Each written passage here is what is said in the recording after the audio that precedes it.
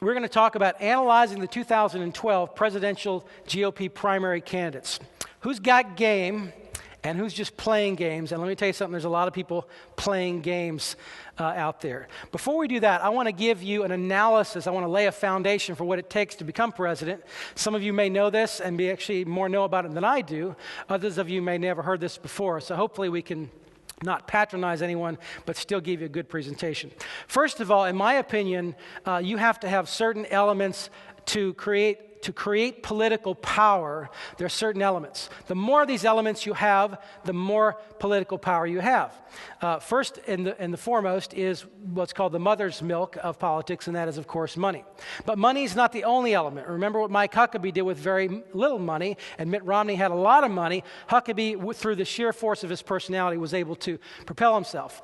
Famous name ID. Who's very high in the polls right now for doing almost nothing? Well, it's Donald Trump, because he's famous, and so he's able to translate that into political power right now because he has high name ID. Now, when people start learning about what he stands for, that's going to go down quite a bit, but you can see that translates into political power. Grassroots organization.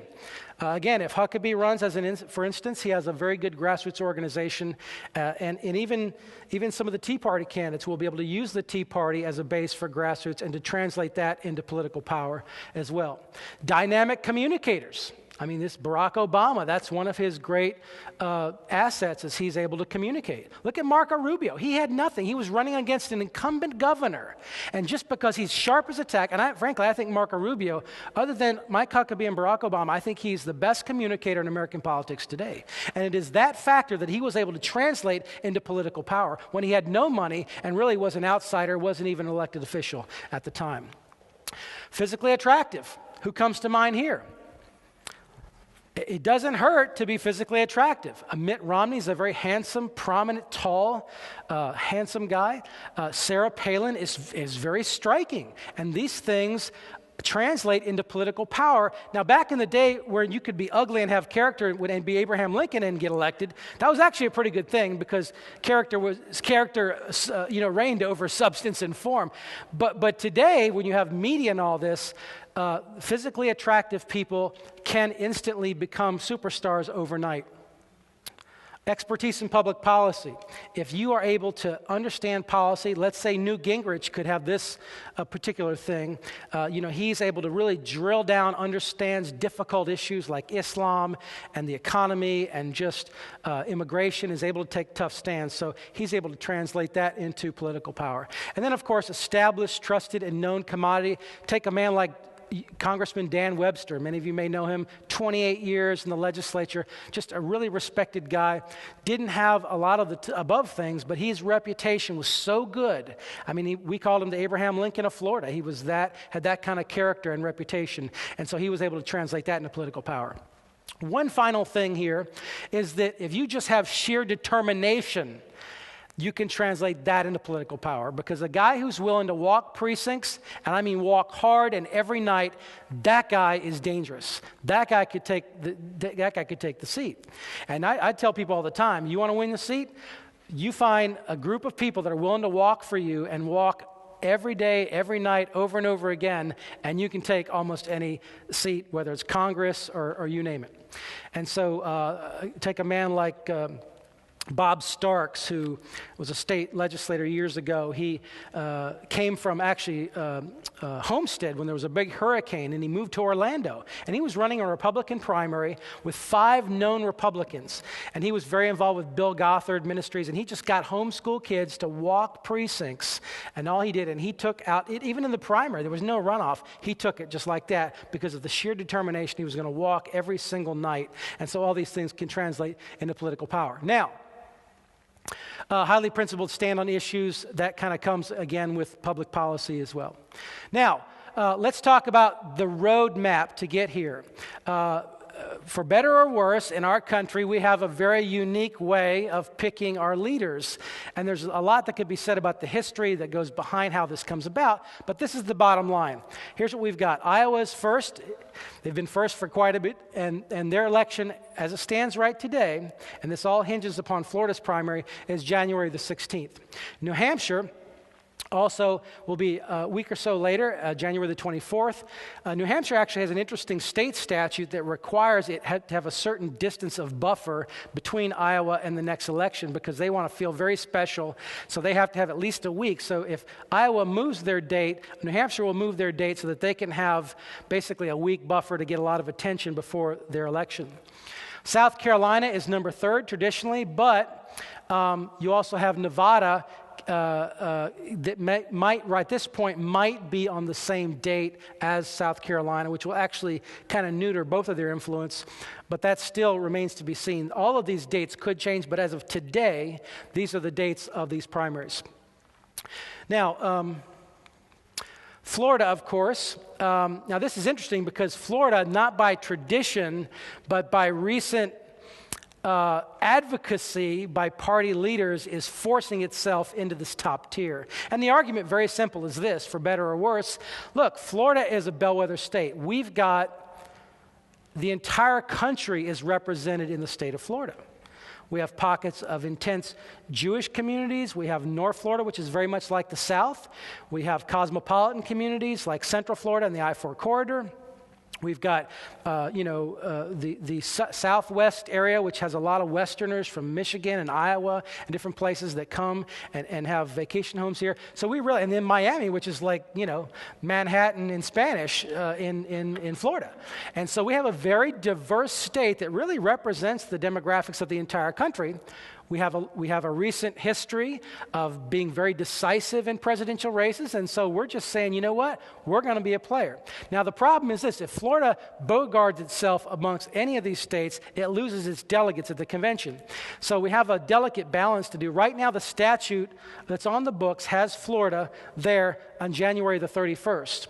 But I believe the current proposal has a committee assigned to make the decision and to propose that for where the primary is going to go. That's going to be appointed by members of the legislature. Now, if you're a political geek like I am or want to become a political geek, write down this website here, frontloading.blogspot.com. This is a political science professor, and he exhaustively follows every single state and the statutes, and every time there's a change or a news article, and he's following all of this with charts and graphs, and it's a very comprehensive way to know if you really want to get into the details of who's going next and all the dynamics here. Now, all these dates, again, could move depending on if Florida moves its date up or behind. I think at this point, both Speaker Cannon and President Herodopoulos have said, we want to be a player, okay, but we don't want to lose our delegates, and we don't want to trump the traditional states that already have primacy as being first. So I think they're going to try to go immediately after some of those other states that are traditionally in the top tier. Now, Super Tuesday is another very big date that several states vote at one time. That's why we call it Super Tuesday. Because, folks, the election, in terms of the Republican primary, could very well be over on the morning of February the 8th. Because, as we'll see tonight, if you win all those states and you got momentum, it's going to really influence what these voters are doing. If you have a candidate that's really winning those first 4 or 5 states, it's going to influence the Super Tuesday outcome. And so it's going to be very interesting. But understand, that's only 10 months away. So this thing's happening very, very fast.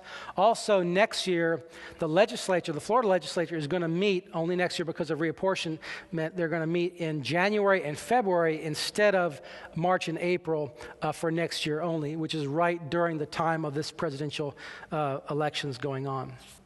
So here's what it looks like when you gear it all up. You've got Iowa first. You've got New Hampshire second, you've got South Carolina third, you've got Nevada fourth, and then Florida is going to figure out where it's going to come. If they bogard themselves into those 4 states, they'll lose their delegates, they'll have more influence. If they don't, then they won't lose their delegates, but they're trying to maintain a primacy over and above the other states. Cool maps like this are on all those websites that I showed you previously. Now, when we talk about the Republican coalition and who they are, there's really 3 groups. Used to be 2 groups, now there's a third, which makes the dynamic much more interesting. The first and most cohesive and the largest coalition within the Republican Party are social conservatives. And this is comprised of evangelical Christians, pro-life Catholics, Mormons, and a variety of other religious conservatives who are voting primarily based upon issues that I referred to earlier, life, marriage. And the argument is this, is that these issues are so fundamental to who we are as a people and our civilization. If you, as an elected official, are not going to support these issues, we're going to disqualify you morally. So it doesn't matter how qualified you are. And so this is what we call the single issue voter, so to speak, which a lot of people mock. But basically, it's saying you're not morally qualified. If you're willing to look at a class of people, let's say the unborn, and say that because of your age and location, that you should not be declared a person and therefore a citizen and not be protected by the Constitution, that's a morally repugnant view. Okay? Now, the left is trying to do the same thing. As you might have seen in the newspapers, a black American Democrat from Miami named Representative Campbell actually voted and got up on the floor and gave an impassioned speech for the ultrasound bill. And she was chastised by the legislator sitting literally right next to her, Scott Randolph, who is a liberal Democrat from Central Florida, where I'm from, in Orlando, and just trashed her papers, threw her pen in the thing, and just stormed and just berated her and said he was going to run someone against her, and just put up a real stink just because she did that. We're going to thank her quite a bit. She's got a Democratic seat for doing that, but we were very proud that she did that and stood up for what she thought was right. But the point about it is the social conservatives are the most discreet voting bloc because they're predictable based upon the candidate and what they believe. It's a predictable, cohesive voting bloc. Now, the Tea Party is a more recent phenomenon, as all of you know. It has a lot of independents, but I would say it has just as many Republicans as it has independents. That's anecdotal from my viewpoint, but I think that's accurate. I haven't seen any polling data on that. And while the social conservatives are passionate and single issue, if you will, on moral and social issues, the Tea Partiers are the same way as it relates to economic issues. Now, I can tell you this, there's a lot of overlap between the Tea Party and social conservatives because a lot of the leaders of the Tea Party are folks that, around the country, are folks that started Christian Coalition chapters way back when and are really social conservatives as well, but they just happen to realize that where our country is at, economics are extremely important, and therefore they're making those primary as they lead this unique movement that we've seen. Again, the Tea Party really throws a wrench in all the conventional wisdom, and so it's really causing things to happen like Governor Rick Scott gets elected out of nowhere, okay? And so business is not as usual anymore in politics, which, frankly, in my opinion, is a very good thing. Now, and then finally we have the GOP establishment. Again, an elusive way, but this is primarily donors, business interest, and party regulars who are really more committed to the party and the symbol of the elephant than they are the principles behind the party, unfortunately. That's a generalization. There are many good party regulars like Troy, actually, and many others like myself when I was involved, and we're passionate about the issues, and it's our primary drive, but the establishment primarily is concerned about getting the elephant elected irrespective of what they believe in, and that's what got us into this mess to begin with, right? And so, but anyway, these are the three, and as we analyze each of the candidates, we're going to look and see who they're going to appeal to in the various coalitions.